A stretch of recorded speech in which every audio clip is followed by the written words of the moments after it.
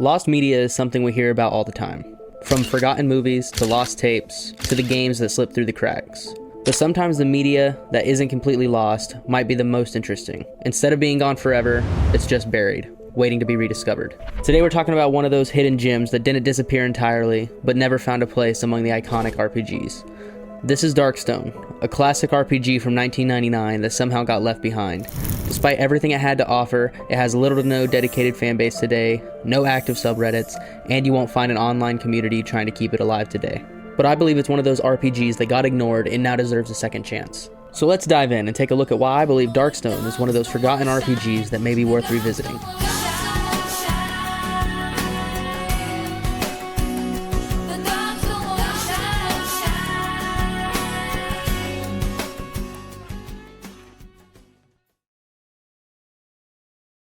Released in 1999 by Delphine Software, DarkStone didn't manage to capture a big, long-lasting fan base, unlike the other RPGs from that era, such as Baldur's Gate and Diablo.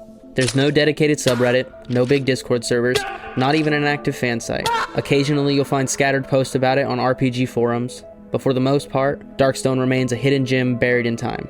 And that's a shame, because it's one of those rare, quirky RPGs that's worth playing even decades later. DarkStone is at its core a classic action RPG in the vein of Diablo, but it manages to stand apart, primarily because you control two different characters instead of one.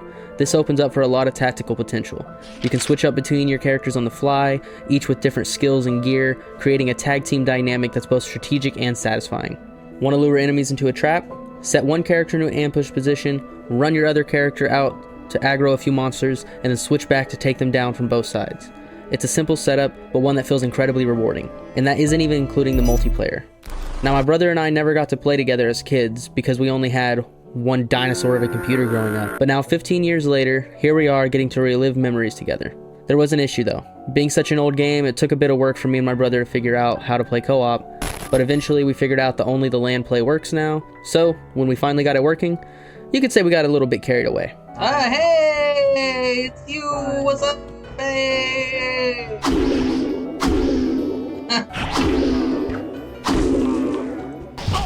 Yeah, die! Now. Yeah.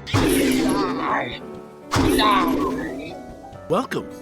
You would be providing an invaluable service if you stole the Shut claw up, of Sargon Artemis! back I'm from not the giving you the orcs. claw of Sargon from the orcs. Here you are at last. Garth, shut up!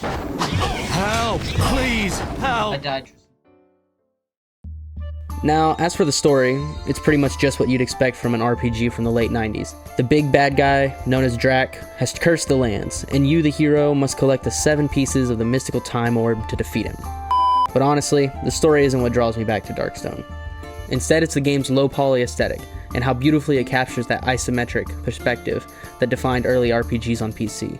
DarkStone has an amazing vibe that's really hard to describe.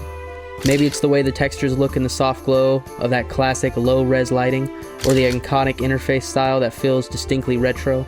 There's a charm here that modern games just don't capture, and it's part of the reason my brother and I keep coming back to DarkStone after all these years. A big part of DarkStone's appeal also comes from how fluid its gameplay was compared to other RPGs at the time. One of the features that really stands out to me is the game's pathfinding, something a lot of RPGs from the 90s struggled with. In DarkStone, you have the ability to click on previous places you've been and then just let your character find their way there using their pathfinding. They just move exactly where you needed them, without any usual hassle. This feature, as simple as it may seem, made a huge difference when setting up ambushes, traveling back to town, and even finding specific rooms and exits inside of the dungeons. And there are plenty of other small clever details like this that add depth to the gameplay. For example, the game has a portal mechanic that lets you transport your character to town straight from the dungeon. This mechanic can be found as both a spell or a scroll, but either way, the magic doors are almost a necessity later on in the game. It's pretty much just an early take on fast travel. Another little trick is to have at least one of your characters learn the trade skill. This way, you can repair your loot for less gold than you'll get when you sell it, keeping a steady cash flow going. These mechanics might not sound groundbreaking now, but back in 1999, they were innovative and impressive ways to streamline your dungeon crawling experience. One thing that I really find surprising about DarkStone is its almost complete lack of community around it. It's a game that has pretty much everything you'd want in an old school RPG. strong combat, a distinct art style, a good sense of humor, as well as a fun story. But of course, no game from this era is without its quirks. The voice acting for DarkStone was okay at best, but definitely not what you've come to expect with video games from today.